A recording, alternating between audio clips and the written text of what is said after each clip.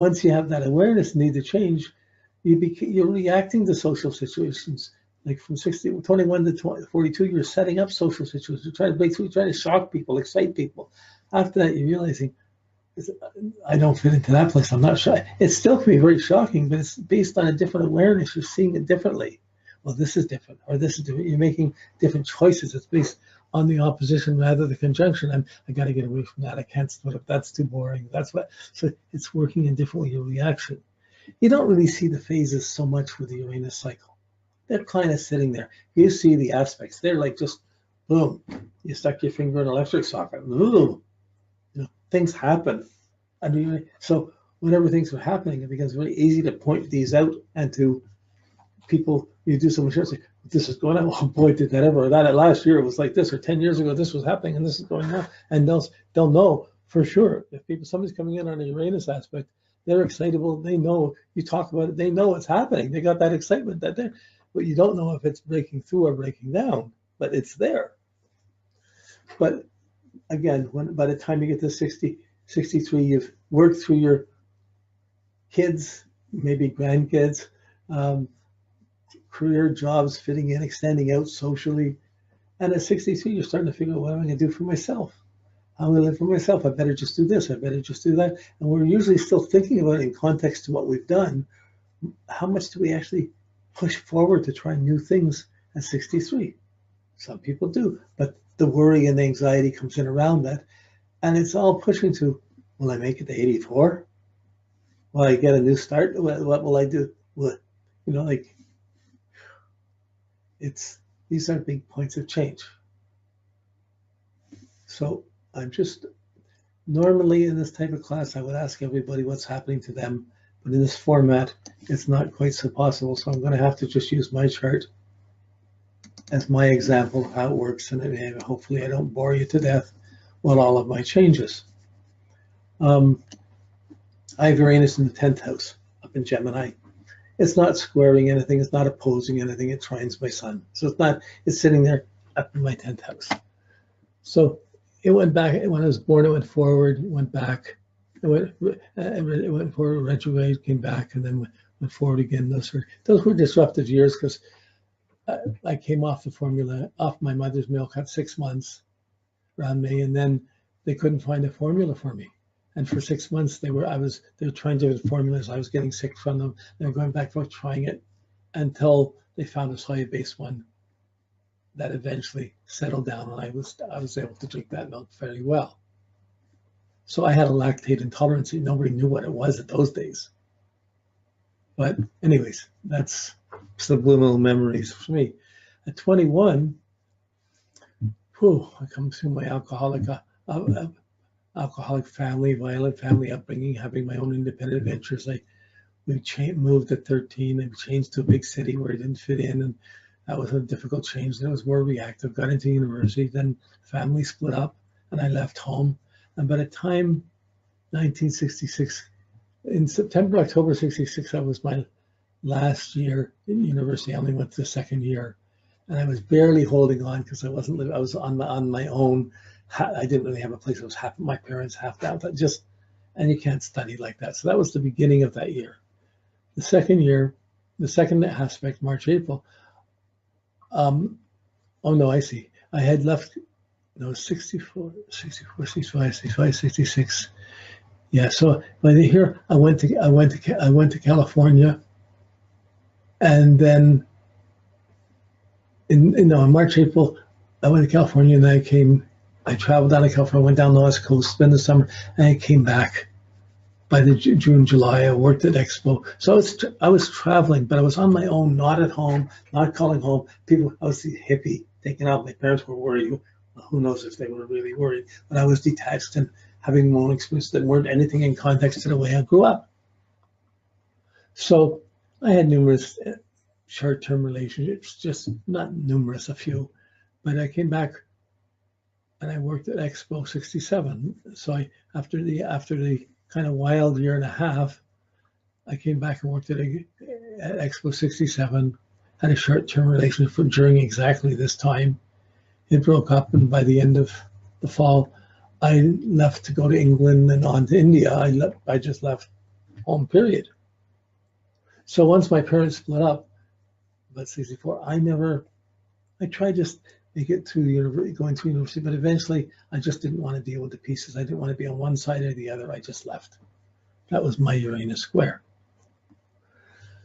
So blah, blah, blah, blah, goes on until 86, when, you know, I'm 86, I'm 40, so mine came early.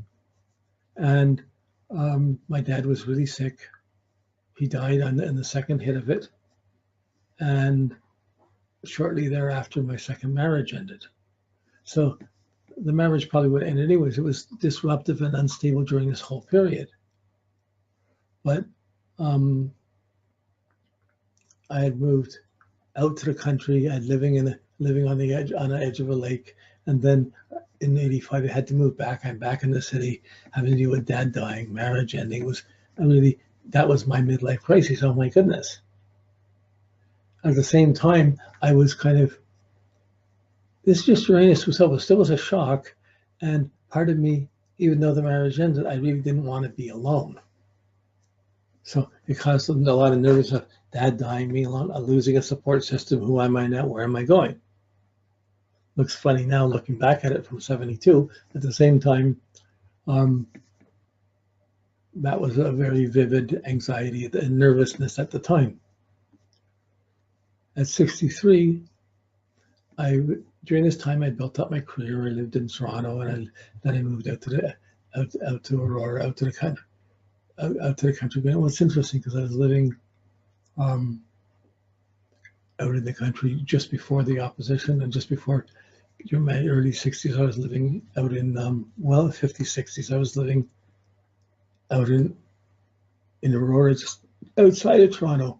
But at the square at 63, I had built a wood hedge in the forest. I was in the middle of building this wood hedge in the forest. Crazy thing. Who builds a wood? It was on someone else's land. We'd go in every month, cut down trees, build 128 trees had to be cut, trimmed, cleaned out, dug in, planted to make this wood hedge.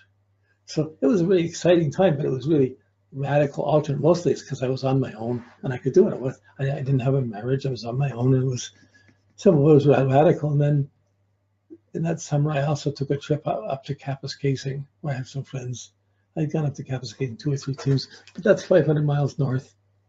And that was a unique trip. And then I come back. That was a break. And then by the February, March 2009, the end of 63, I started my internet stuff.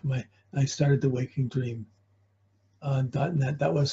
I'd had other websites and stuff, but was that the start of it? No, that was the end of it. That was when the website that was the end of the website got hacked, and the core program had changed, and I had to I couldn't upgrade it. It wouldn't read the backup, so I lost 2,500 web pages, which took 10 years to put up there.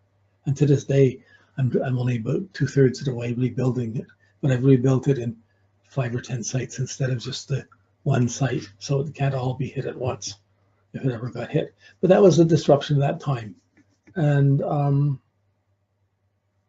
and just as at the same time while this was going on, and we're trying to get the last stages of the woodage, and my partner who was helping, he was starting to get sick with cancer and things, and we were doing something, but not as much as I would have liked. So it was a worry. I wanted to finish it because it wasn't until the fall of 2009 that we actually finished the whole 6 levels.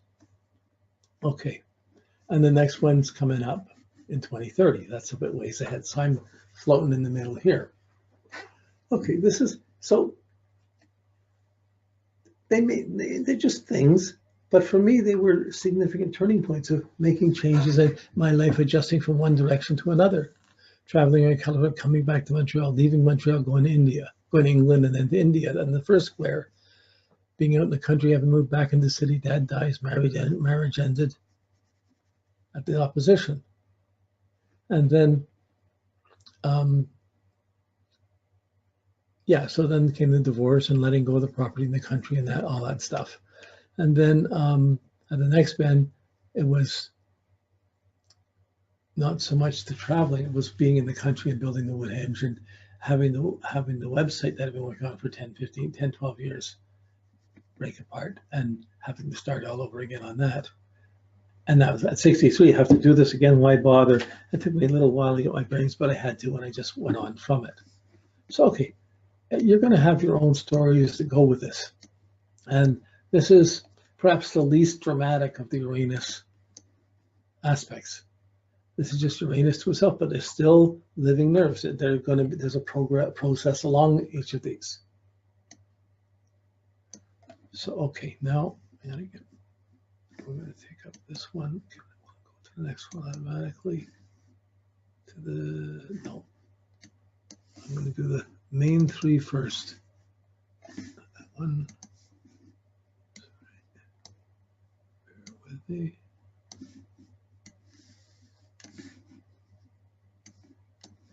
Sun, here we are.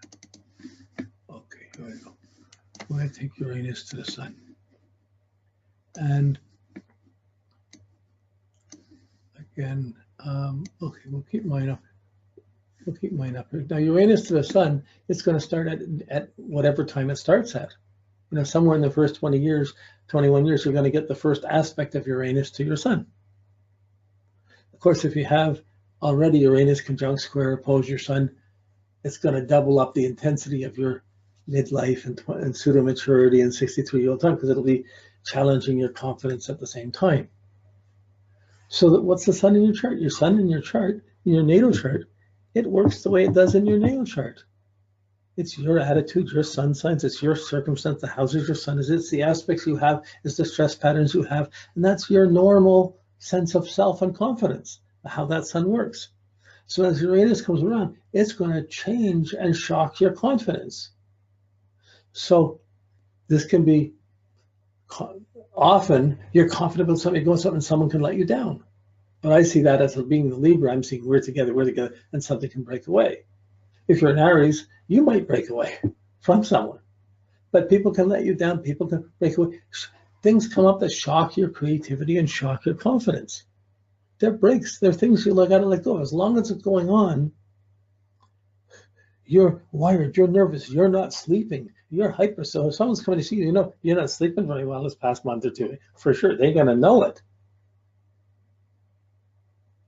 You know, like it's like you're scrambling through these things, just juggling one thing to another, and anything so like if you break something and if something falls away or breaks when your Uranus is squaring or affecting your Sun, it's going to be affecting your confidence. It's going to be chipping away, breaking it, letting it down, and forcing you to change. And of course, the things you set up at that same moment are going to carry that instability or that change or that attitude with it. So you have the change and you have the new setup, and each one has its own instability. It's going to take some Saturn work to stabilize it. So even though these shocks and disruptions and things fall apart, you're holding on to Saturn to carry it, but Uranus is challenging it. Now, the one special thing about the conjunction is the one aspect with Uranus that really can be quite incredible. Uranus conjunct your Sun, it can bring out your special genius. It can excite your confidence and make you go further with it than any other time in your life. It's a real potential breakthrough time. If you've been working towards it at all, it can light you up, and real insights and genius ideas and confidence comes out, and you go on it. Usually when Uranus is on your side, you can't sit still. If you're in a job that's holding you back or a relationship that's holding you back, you're not staying there. You're reaching. It doesn't have to be about relationships. Some people have been together 30, 40 years. They got through all this. It happened around careers, around kids, around other things. But